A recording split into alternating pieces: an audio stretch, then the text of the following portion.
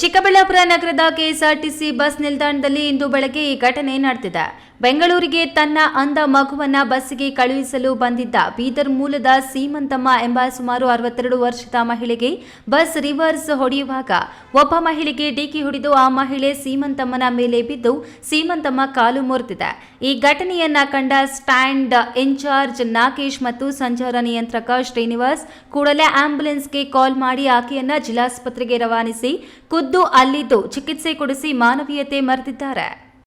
ಈ ದಿನ ಬೆಳಗ್ಗೆ ನಮ್ಮ KSRTC ವಾಹನದಲ್ಲಿ ಪ್ಲಾಟ್ಫಾರ್ಮ್ 1 ಹತ್ರ ಬಸ್ ರಿವರ್ಸ್ ಹೊಡಿಬೇಕಾದಾಗ ನಮ್ಮ ಒಬ್ಬ ಮಹಿಳೆ ಇನ್ನೊಬ್ಬ ಮಹಿಳೆ ಮೇಲೆ ಕಾಲ ಮೇಲೆ ಬಿದ್ದಿದ್ದಕ್ಕೋಸ್ಕರ ಆ ಮಹಿಳೆಗೆ ಕಾಲಿಗೆ ಫ್ರ್ಯಾಕ್ಚರ್ ಆಗಿದೆ. ಆ ಟ್ರೀಟ್ಮೆಂಟ್ಗೋಸ್ಕರ ನಮ್ಮ ತಕ್ಷಣ ನಮ್ಮ TC YK ಶ್ರೀನಿವಾಸರು ನಾವೆಲ್ಲ ಬಂದು ಹಾಸ್ಪಿಟಲ್ ಕರ್ಕೊಂಬಂದು ಅವ್ರಿಗೆ ಟ್ರೀಟ್ಮೆಂಟ್ ಕೊಡಿಸಿ ಮಾನವೀಯತೆ ದೃಷ್ಟಿಯಿಂದ ಅವರಿಗೆ ಟ್ರೀಟ್ಮೆಂಟ್ ಕೊಡಿಸಿ ಎಲ್ಲ ಮಾಡಿಸಿದ್ದೀರಿ. ಈಗ ದುರಂತ ಏನಪ್ಪಾ ಅಂದ್ರೆ ಅಪಘಾತಕ್ಕೊಳಗಾದ ಸೀಮಂತಮ್ಮನಿಗೆ 4 ಜನ ಮಕ್ಕಳಿದ್ದಾರೆ. ಅವರೆಲ್ಲರೂ ಕಣ್ಣು ಕಾಣದ ಅಂಧರಾಗಿದ್ದಾರೆ.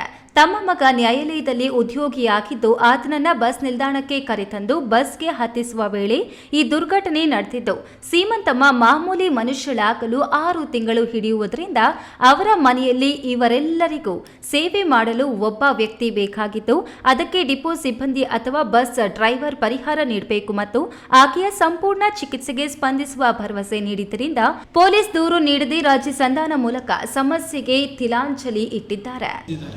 ಅವರು ಲಕ್ಷ್ಮಣ್ ಅಂತ ಅವರ ತಾಯಿ ಮೇಲೆ ಬಿದ್ದಿದ್ದಾರೆ. ಅವರಿಗೆ ಮೂಳೆ ಫ್ರ್ಯಾಕ್ಚರ್ ಆಗಿದೆ. ಮೂಳೆ ಫ್ರ್ಯಾಕ್ಚರ್ ಆಗಿದೆ. ಇವಾಗ ಅವ್ರಿಗೆ ಟ್ರೀಟ್ಮೆಂಟ್ ಎಲ್ಲ ನಮ್ಮ KSRTC ಡಿಪೋದವರೇ ಬಂದು ಎಲ್ಲ ಟ್ರೀಟ್ಮೆಂಟ್ ಕೊಡಿಸ್ತಿದ್ದಾರೆ.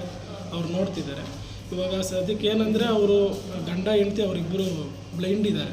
ಅವ್ರಿಗೆ ಇಷ್ಟು ದಿನ ಅವ್ರ ತಾಯಿನೇ ನೋಡ್ಕೊತಿದ್ರು. ಎಲ್ಲ ಸೌಕರ್ಯಗಳು ಬಟ್ಟೆ ಒಗೆಯೋದು, ಮನೆ ಕೆಲಸ, ಅವ್ರ ಊಟದ ವ್ಯವಸ್ಥೆ ಎಲ್ಲ ಅವ್ರ ತಾಯಿ ನೋಡೋರು. ಇವಾಗ ಅವ್ರು ಬೆಟ್ಟದ ಮೇಲೆ ಮಲಗಿಬಿಟ್ಟಿದ್ದಾರೆ. ಇವಾಗ ಡಾಕ್ಟ್ರು ಹೇಳಿದ್ರು ಒಂದು 7-8 ತಿಂಗಳು ರೆಸ್ಟ್ ಬೇಕು ಅಂತ. ಇವಾಗ ಸದ್ಯಕ್ಕೆ ಅವ್ರು ಹೇಳೋ ಪರಿಸ್ಥಿತಿಯಲ್ಲಿಲ್ಲ.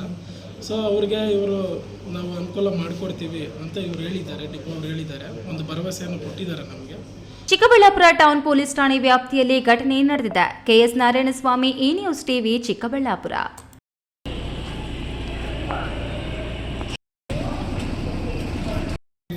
ಸರ್ ಇನ್ನೂ ಟೆಸ್ಟ್ ತುಂಬ ಇದೆ.